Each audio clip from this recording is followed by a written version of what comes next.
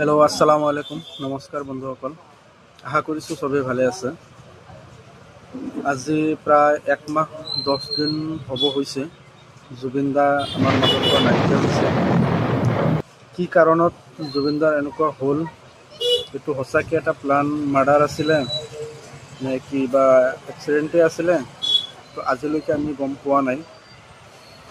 তো চৰকাৰৰ ওচৰত মোৰ বিনম্ৰভাৱে অনুৰোধ যে আপোনালোকে এইটো তদন্ত কৰক ভালকৈ নিৰপেক্ষ হিচাপে তদন্ত কৰক আৰু এইটো যিজন দোষী ওলায় তাক শাস্তি দিয়ক আৰু আমি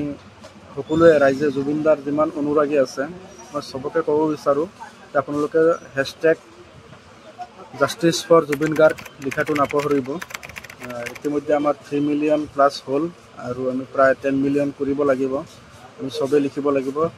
#জাষ্টিছ ফৰ জুবিন গাৰ্গ জয় আই অসম জয় জুবিন দা ধন্যবাদ।